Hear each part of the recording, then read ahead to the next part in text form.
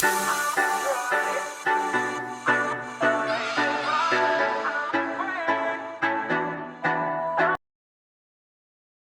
you for joining us for the first edition of WPRP News this year. I'm Tavius George. And I'm Cambry Lathery. Talk about a national spotlight. 2 members from PRP's football team are gaining national recognition for their actions on the football field. By now, we have all now seen the viral video. Senior wide receiver Jacob Dixon prepares to easily score against Doss during the August 26th matchup. But instead, Dixon hands the ball off to his lineman number 59, Nolan Haley. When I seen it, I was just like shocked. When Coach called that play in the huddle, me and Jacob just looked at each other and we just kind of knew it was like he was going. I just kind of knew he was going to do it. Tuesday during practice, we just did it. And in game, I knew it was going to work. Caden called the play, so me and Nolan was talking about it. I was like, if you're behind me, I'm going to give it to you. I just decided to repay him off for everything like he does. District championship, Yeah, state I championship. think we got it for sure. You think you're one of the top in the district I at think, least? Yeah, for sure. Football always just had my heart. It was like playing, and in the moment, like I didn't know if I was going to do it because you don't know how the play's going to go. Yeah, since freshman season, I remember them saying that this is going to be. Yeah, like senior year is going to be our year. I feel like we're a lot better than those teams. You know, we have a big team coming up Friday, so I feel like this game will determine how good we actually are. I don't feel like there's pressure. I feel like there's just expectation that we feel like we gotta fulfill, you know. This video has gained millions of views on social media and was even shared by ESPN. Head football coach Tommy Williams says the video speaks volumes of Jacob seeking out opportunities for his teammates, but also says a lot about Nolan's relationship with his team. The new school year has presented a bunch of changes for students, but one thing is more familiar than ever: masks. JCPS officials just recently changed the policy. WPRP reporter Severin Cox has reaction from students and staff. Hello, so update. Since we recorded those interviews and the intro and outro, the mask policy has become optional. So get rid of those masks if you want to, or keep them if you want to. It's up to you. But thank you for watching, and if any more information comes our way, we will let you know. Hello, my name is Severin Cox, and I'm here with my WPRP group to discuss the mask policy with some staff and some students. Hopefully this video is informative, and you guys learn a little bit of what came into these decisions. Hello, would you mind introducing yourself to anyone who might not know you yet? Yeah, my name is Mr. Chonko. I teach social studies here at PRP. When the decision to bring back masks was announced, were you surprised or did you see it coming? Not really. I mean, the way our board's been voting on things, I kind of figured that, you know, as long as we're under red, we'll be back in mask. In your opinion, how much longer do you predict that the students and staff will have to wear a mask? To be honest, I think it's all on the board. You know, so far they've been pretty steady. As if we're in the red, we'll be in mask. But I think pressure's growing against wearing masks, and maybe that'll wear them down, and you know, we'll get rid of them. Alrighty. On average, how many people have you corrected a day on wearing the mask the proper way? It's not a huge problem in most of my classes. A lot of times, if I just tell somebody to put it up, you know, they do. But you know, it is a constant. I know they're uncomfortable. People don't like them, but you know, rules are rules, and if we're supposed to wear them, you know, I try to make people wear them.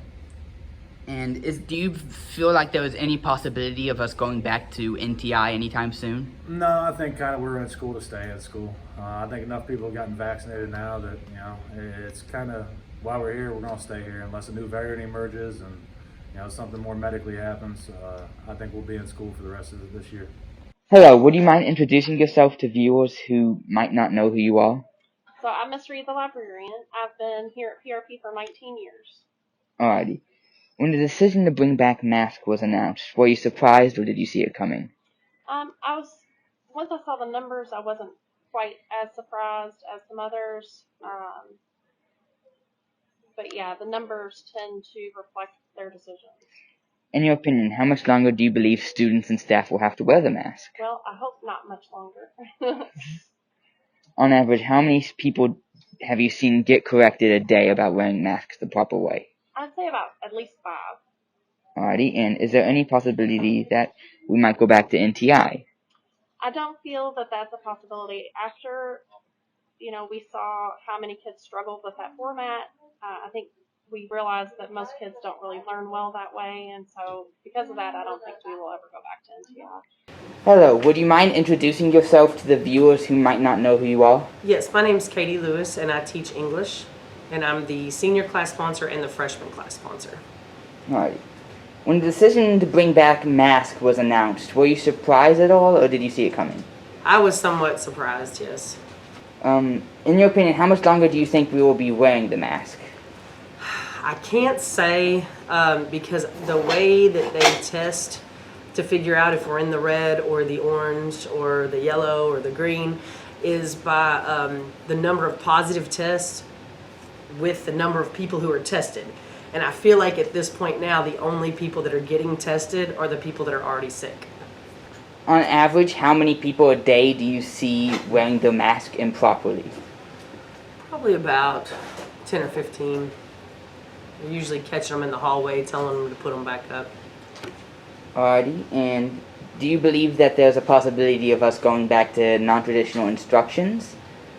Or I don't think that that is coming this year unless something happens that nobody has foreseen. Alright, so that was the video. I hope you learned a lot, and we'll see you next time. This is Seven Cox for WPRP signing off. Lots of students are taking their lunch to go this year, as the cafeteria seems to be more crowded than ever. WPRP talks with students about the ongoing issue. Lunch is different. Instead of being able to go to the gym and everything like we used to be, we're stuck back in here. Even with all these tables, it's just not enough. The food isn't always the best, but it's always edible. Okay. And how would you handle lunch personally? I'd say that there definitely needs to be more space. There's too many people in the room. What lunch period do you have? Third. Do you eat lunch in the cafeteria? Yeah. So, with the changes that they made, does it feel like it's more crowded than it was last year? Why do you eat lunch in the library specifically? It's just like more quiet and everything because the lunchroom is just really loud, to be honest, because there's so many kids and just bunched up and everything. Ms. Reeds, when did you start allowing kids to come eat in the library? Many years ago. This is my 13th year in the library. Okay. And kids have always been allowed in here during lunch, but they haven't always been able to eat. And that's been going on about 6 or 7 years. Right. How do you feel about it? I love it. I get to see, up to 50 kids at lunch every single day. And so it makes me feel closer to the kids, and I get to know more kids. If you could improve the lunches in some form, how would you go about doing that? I would let students leave off campus to go to the fast food places around here, because if they don't like our food, why should we let them be hungry? I would give them more area by letting them go back in the gym and library, stuff like that, and just give them more lunchtime, to be honest. You have any other thoughts about the lunches and anything else to say, Amy? I blame Michelle Obama. Factual. Football homecoming is here. While everyone is excited about all the activities, many are looking forward towards the Thursday parade. WPRP's Xavier Hadley spoke to teachers and students about the events and his questions surrounding it. This year's homecoming is shaping up to be quite interesting, but there's still a lot of things to think about. Let's ask some students and teachers about this. Are you excited for the homecoming parade, and why? It'll be, I don't know if I'll end up showing up, but it's pretty cool. I'll probably try to show up to more events since I'm a senior now, it's my last year, but it's probably going to be pretty interesting. Usually homecoming events have a lot of cool stuff going on. What do we have to look forward to with the homecoming parade, you think? Well, there's going to be a bunch of floats for all, like the dance team, the cheer team, all the different clubs and organizations, student council, class officers, and all the different grade levels. And then the homecoming queen candidates, whatever club they're walking for, they're going to be in their cars, they have to make posters, and it's pretty fun. You throw candy at kids, and if you're not in the parade, you can watch it. Why do you think the homecoming parade is important to the school? I think it gives an opportunity for the kids to show their school spirit and to get out there and get involved. make friends. Kids that maybe don't have a club or something to get involved in should come out and help out with the floats and just get out there and get involved with the school. The theme of the homecoming parade is forever timeless. What is your opinion on that? I think it's a pretty cool theme for the entire thing. I think that. I think I want to word this. I think that it's a good way to ingrain ourselves in the history of the school. What would you like to see in the homecoming parade? I'd like to see some quality floats. I want to see, there used to be a competition, I think there still is, I'm not sure if we actually voted last year, if we did much. I think so. The seniors last year, they had a really good one. So I'm just excited to see what people come up with. Do you think we should have a float for the parade? Why or why not?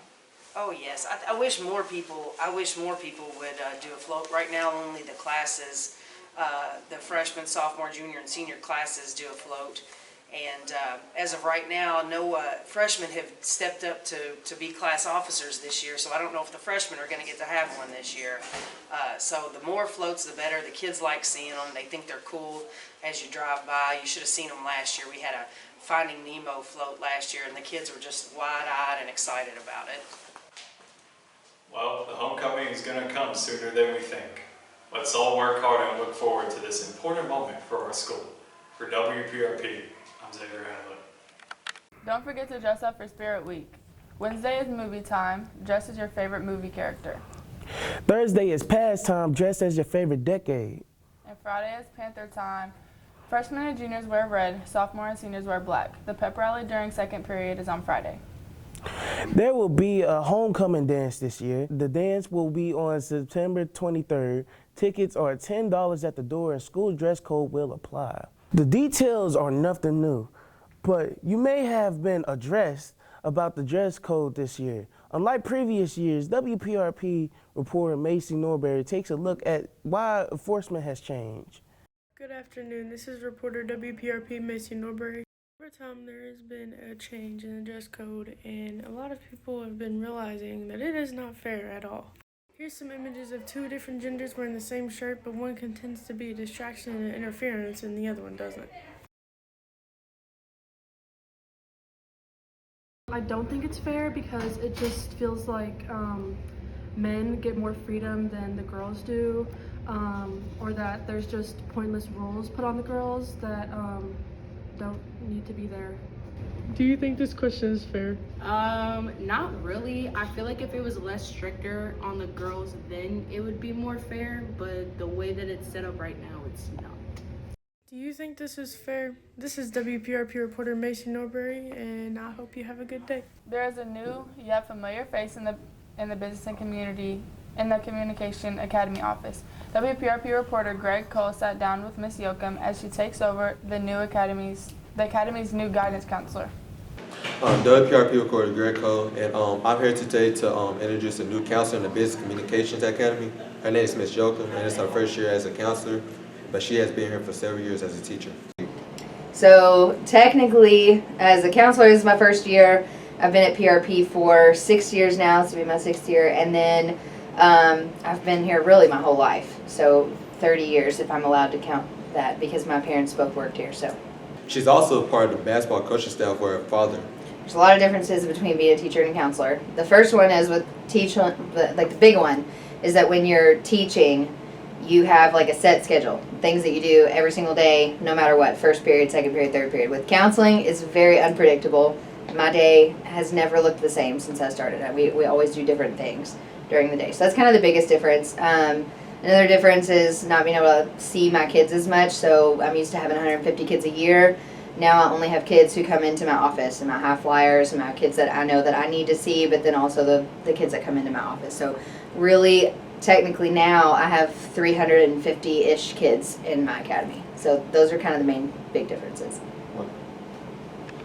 Favorite thing about being a counselor is working with the kids, for sure, because I'm getting more opportunities than I did when I was a teacher to actually work with my students on a more personal level. getting to do all those sessions that I've always wanted to do, and I was kind of able to do during my internship, but just more getting to know them on a personal level instead of just an academic level. I can tell she's already loving her job, and we just can't wait for what she brings to the business communications pathway. This is WPRP. I'm Greco. Sign off. If you are waiting at the bus stop or in the cafeteria for your bus, you know you are not alone. Late buses continue to be an issue for JCPS.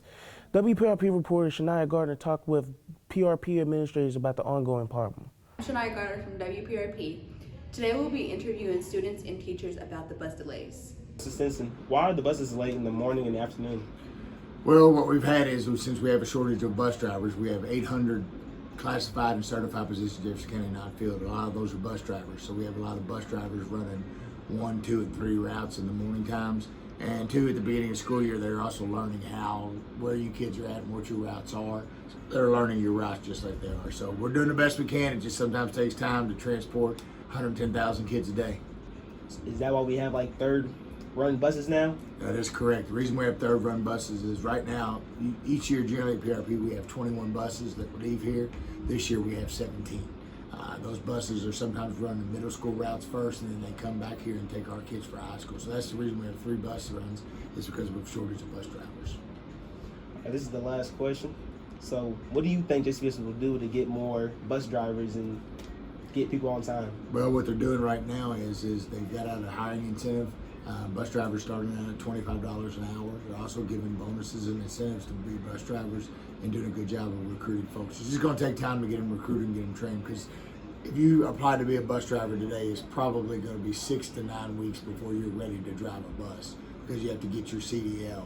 If you got your CDL, you still have to go through training. So we're just out there recruiting, man. If you know anybody 18 years or older that wants a job, tell them to apply to JCPS and become a bus driver. So Sarah, how do you feel about the bus being late in the morning and afternoons? I hate it because I'm always late to my bus stop anyways, and by the time he's there, he's already gone.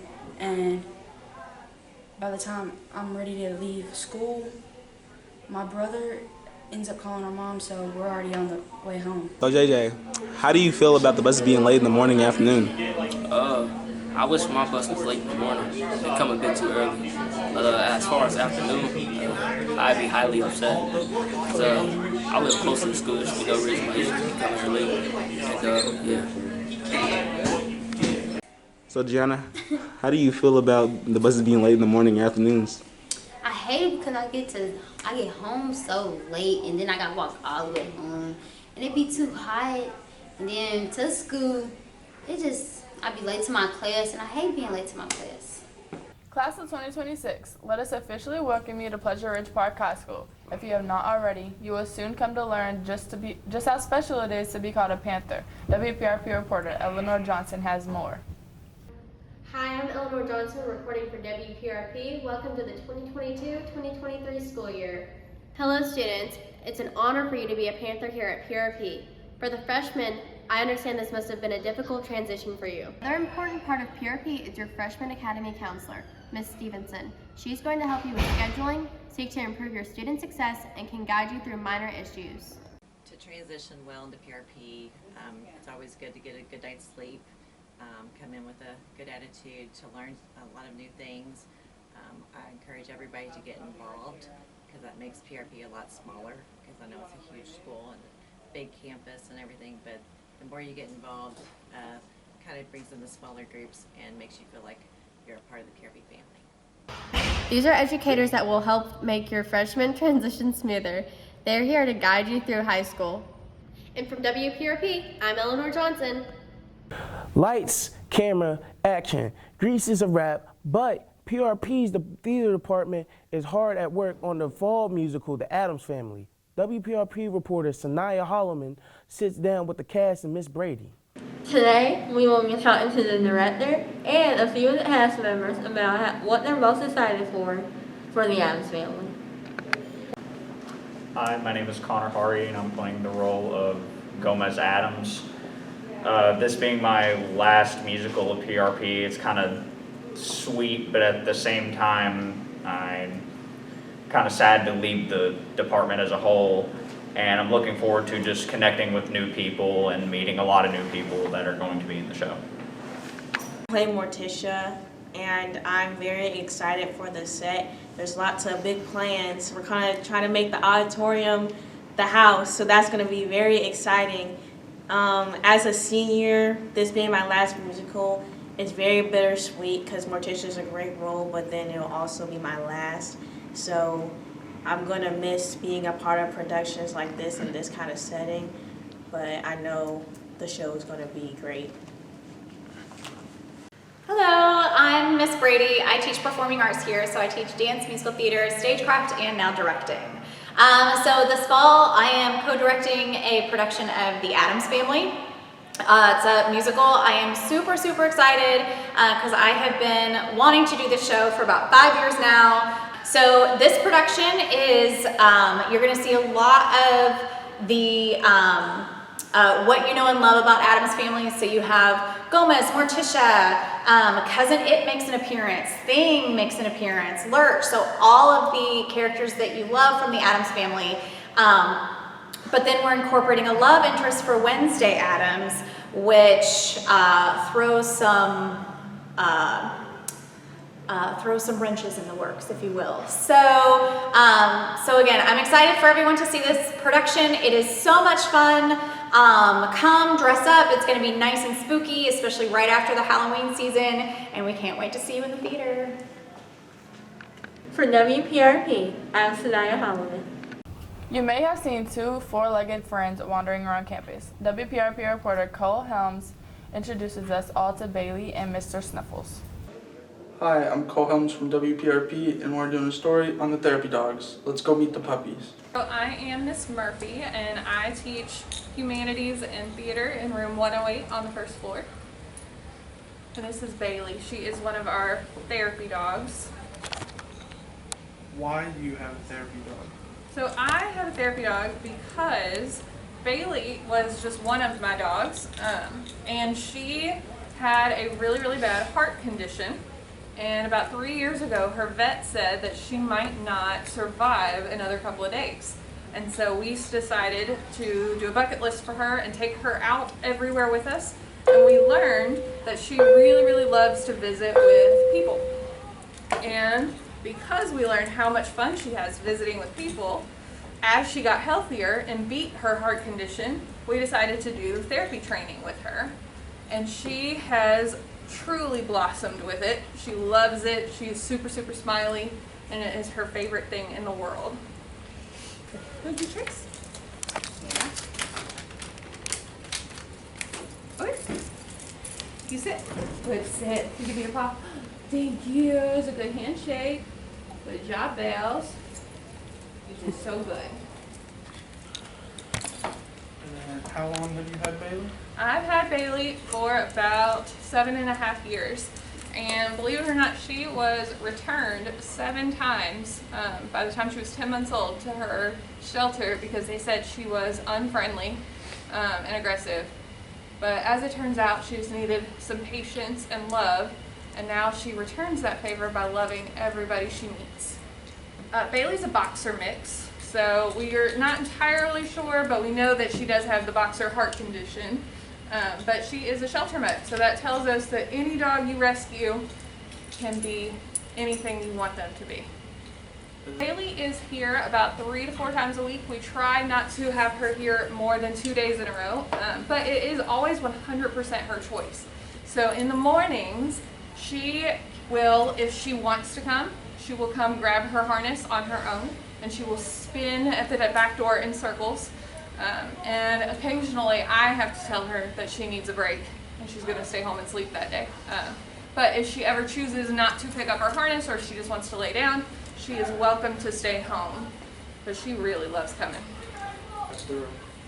Bailey is certified through the Alliance of Therapy Dogs. So that means she's not just my dog that I brought randomly to school. She actually went through 3 days of full-on testing.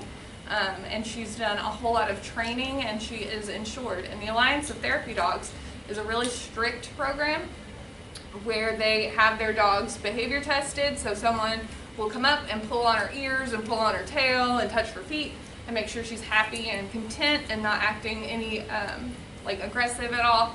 And then someone will observe her at nursing homes and out in public and making sure that she likes to engage with everybody that she meets. And she passed all of her tests with flying colors. And she is now an ambassador for the Alliance of Therapy Dogs, and she helps other dogs get tested as well. But yeah, thanks guys. Snuffles is one of 2 therapy dogs at PRP. He is owned by Mr. Flynn, and he is in Miss Cotton's room most of the time. Now it's time to show some love, some of your favorite teachers a little love. Enjoy this segment we are calling Teacher Shoutouts. I want to give a shout out to Miss Yoakum. Yeah, she's A1, A1. Mr. Lewis. He's just a great guy. My favorite teacher is Mr. Deacon on the first floor. Wilson, because he's just really chill and laid back. Miss Vines, because she teaches you really well and she teaches you how to do the work and it sticks with you. Mr. Wilson, because he can relate to us and get jokes and tries to support us every way through history. Favorite teacher is Miss Jones, because she's super nice and is always cooperative with students. My favorite teacher is most definitely DeLong, and that's because he's going to look out for you when you need him to. He's going to make sure you're good and pass, and that's really it. Teacher is Mr. Wilson, because he can take jokes and he's funny, and he don't really give us that much work. My favorite teacher is Miss Haycraft, because it's Haycraft time. My favorite teacher is Miss Brady, because she is very inspiring and she actually cares about like us as people and respects us. My favorite teacher is probably Mr. Weaver, because he's cool and chill. My favorite teacher is Coach Burns, because I love the assignments. I like the assignments and how easy his class is, and he don't really make us do stuff. It's just a cool, chill class, and I like classes like that. Miss Nern, because she's the only teacher in my freshman year last year that actually taught. The rest sucked. Miss D, because she's funny, she's helpful, and she's a good teacher. He's not a teacher, but he be in the school building. It's Tommy Williams, Coach Williams. I love that man. He helps me be a young man, man. He's a good coach. He helps us do good in the building. That's why I think he's a good. It's Coach Black. Anytime I need anything, he is always there for me. He is caring and like family to me. One of my favorite teachers will have to be Miss Danzinger. I've been with her for like 3 years, so we kind of have a connection, and she's always there for me when I need to do something. Mr. Flynn, because he gives us a lot of time to do our work. My favorite teacher is either Eubank or Miss Huff, because they're really cool people to be around. My favorite teacher is Mr. DeLong, because he's just my favorite teacher. My favorite teacher is Miss Looker. What makes her so special is when I was going through a hard time, she stood out for me, gave me courage, made me believe in myself, and she never gave up on me when I was going through my hardest time. Weaver, because he used to let us do anything we want. We used to cuss in there. With Jordan. Alright, I'm gonna have to say Mr. Burnett. I don't know. He helped me a lot. He's just cool. Alright. Mr. Faye, because I've been knowing him for 3 years. About his height. That'd be Mr. Ebank. I got a lot of them though. So man, he likes me. He's a very good teacher, man. You know, he works with me, and then that's why I like him. She left, but she was my help last year for theater. Her name was Miss Fisher. She was amazing. And I got cake pops, and I got to meet 3 different animals. I don't remember what. I remember there was a parrot and a hedgehog, but I don't remember the third one. It might have been a snake. I don't know. My favorite teacher was Mr. Bedigo, but he just left last week. But no, he was my favorite teacher for sure. Being in his classroom was like being in a place of a comfort. You know what I mean? I know he was teaching me. He knows he was teaching me, but I always felt that there was a connection there. That if I wanted to talk to him about something that was personal to me, that he would be there to listen, and that I wouldn't say we were friends, but it was like a work friendship. You know what I mean? There was a stability there. Zachary Pedigo before he left, because he created a comfortable environment that allowed me to be ready to learn. And then he left. Miss Brady, Why? I just had her since freshman year, so I feel comfortable with her. I would definitely be Miss Brady or Miss Huff, but you know we're in Miss Huff's class right now, so I have to say Miss Brady. But yeah, Miss Brady has been there since the beginning. I've been here since her first year here, and she's been here since my first year here. So yeah, we just kind of been like, yeah,